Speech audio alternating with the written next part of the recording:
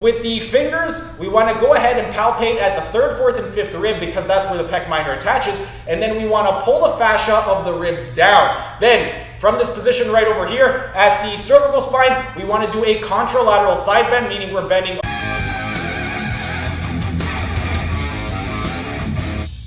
Hey everyone, thanks for tuning in. Steven here with Team Euphoric, and today I'm going to be teaching you how to be your own therapist by demonstrating the top 5 myofascial stretching exercises for posture correction. And more specifically, I'm going to be teaching you how to correct an upper cross syndrome. Before I get on with the exercises, I want to do a quick recap of what exactly upper cross syndrome is and why exactly you should care.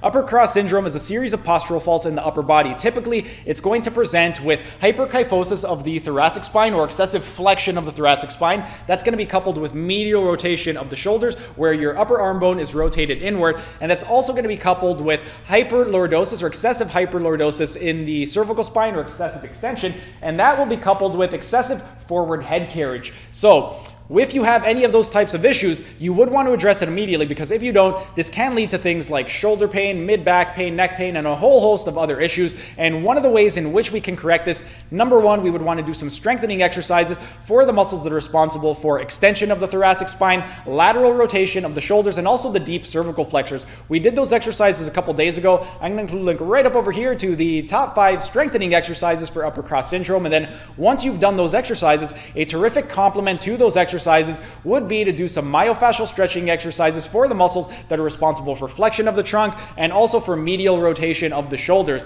And that's what we're going to be focusing on today. So without further ado, here are the top 5 myofascial stretching exercises for upper cross syndrome.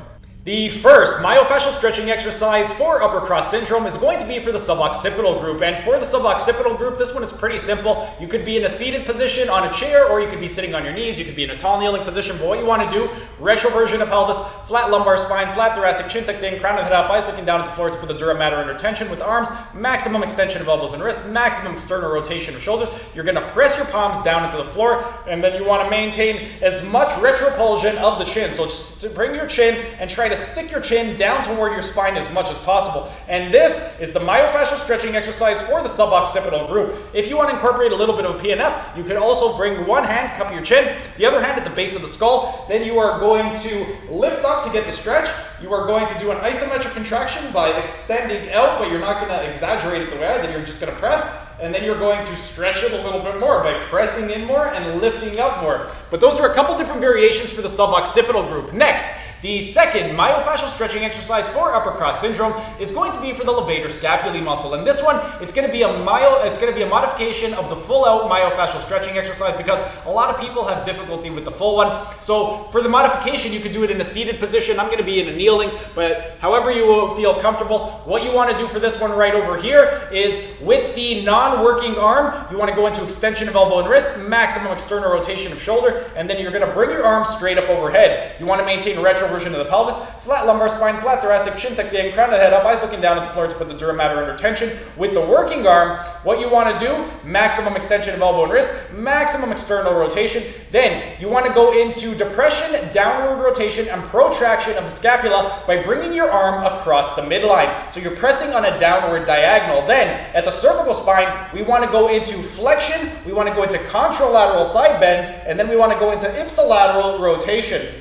So we're pressing up, rotate, or we're laterally flexing, rotating, pressing down and across, and this is the myofascial stretching exercise for the levator scapulae muscle. Next, the third myofascial stretching exercise for upper cross syndrome is going to be for the superior trapezius. For the superior trapezius, again, we're going to be in a kneeling position, and for this one right over here, we want to pin the scapula of the side that we're stretching down to the ground. So whatever side you're stretching, I got my right scapula pinned down to the ground. Then, with the contralateral arm, so the non-working arm, we want to elevate the elbow. The reason we're raising the elbow is to stabilize the shoulder. Then, we want to drive our nose down to the ground, and from this position right over here, with the working arm, what we want to do is we are going to press it caudally, so down on an angle, because we want to respect the fiber direction of the superior trapezius. So once again, pin scapula, we elevate the elbow to fix the shoulder, we are bringing our nose to the ground, axial extension, so chin tucked in, crown of the head up, eyes looking down the floor to put the dura mater under tension, and then with the working arm, we are pressing our arm caudally to respect the fiber direction, and this is the myofascial stretching exercise for the trapezius muscle, specifically the superior trapezius. Next,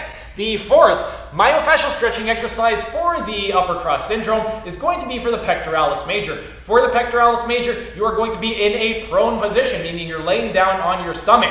From this position right over here, our legs are resting on the ground, and then with the arm, the working arm, we want to take it to the level of the glenohumeral angle. Depending on your morphology, it's going to be anywhere from 90 to 135 degrees. For the average person, when your arm is fully extended and your palm is at the level of your forehead or slightly higher, that's going to be your glenohumeral angle. So we're going to go ahead, get into a prone position. We got retroversion of the pelvis, flat lumbar, flat thoracic, chin tucked in, crown is away, eyes looking down at the floor to put the dura mater under tension. Then take the arm at the level of the glenohumeral angle, maximum extension of elbow and wrist, maximum external rotation of shoulder. With the non-working arm, place the hand under your armpit like you're getting ready to do a push-up. Then you want to do a contralateral rotation of the cervical spine. So the ear of the side that we're stretching, we're going to pin that to the ground. Then, from this position right over here, with the non-working arm, you're going to press your arm and roll over onto your shoulder while keeping your shoulder pinned down to the ground. Really focus on trying to pin that down to the ground. And this is for the deep fibers.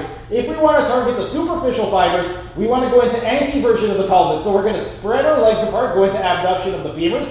Then we're going to flex our knees. Then we're going to go into dorsiflexion of ankles by pointing the ankles down or toes down toward the floor. Eversion of ankles by pointing the soles away from one another. And then we're going to, again, roll onto the shoulder. And that is the myofascial stretching exercise for the superficial fibers of the pectoralis major. So again, the only difference is for the deep fibers, our legs are rested and we're in retroversion. For the superficial fibers, we're spreading the legs apart and we're going into flexion to induce anteversion of the pelvis. And then last, the fifth and final myofascial stretching exercise for upper cross syndrome is going to be for the pectoralis minor. For the pectoralis minor, we want to be in a kneeling position. And for this one right over here, we're going to be sitting down onto our calves and then we want to spread our legs apart. Then what we want to do with the fingers, we want to go ahead and palpate at the third, fourth, and fifth rib because that's where the pec minor attaches. And then we want to pull the fascia of the ribs down. Then, from this position right over here at the cervical spine, we want to do a contralateral side bend, meaning we're bending away from the side that we're stretching.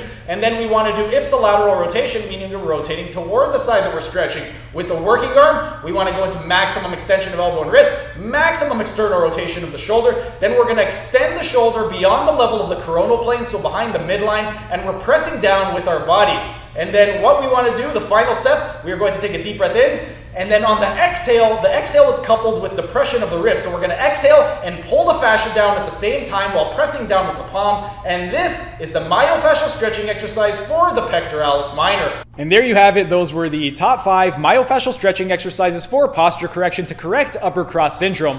Go ahead and give those exercises a try. And if you have issues with regard to shoulder pain, mid-back pain, or neck pain, they will help tremendously. But in terms of the sets and repetitions, what you would want to do, you would want to do 3 sets of 30 seconds, and you would want to do them every single day. The reason we're doing them every single day is because we're trying to elicit a postural change. And whenever we're trying to elicit a postural change, the most important thing is going to be accumulating time under tension. So if we only do these once a week or once a month, you're not going to see the true benefits. So 3 sets of 30 seconds for each of the stretches, and make sure to do them every single day. If you have given them a try, go ahead and drop your comments down in the comment section. Let me know what you guys thought and how everything is feeling. But this coming Monday at 2 o'clock p.m., I'm going to be taking you through the top 5 ELDOA exercises for posture correction to correct upper cross syndrome, because a third problem that can arise is that the nerves that send the signals to the muscles that are responsible for lateral rotation and trunk extension, they may not be getting that signal to the muscles, which is going to be limiting the amount of blood and oxygen in the areas of those different muscles. But that's going to be dropping this Monday, 2 o'clock p.m. Be sure to be out on the lookout for that. But that's pretty much it for today's video. If you guys enjoyed the video, be sure to smash that like button so I know to keep making these types of videos in the future. And if you're either new to the channel or haven't subscribed yet, be sure to subscribe to the channel and hit the notification bell, as I will be uploading new videos every single day. That's it for today's video. Thanks for tuning in, and I will see you again tomorrow.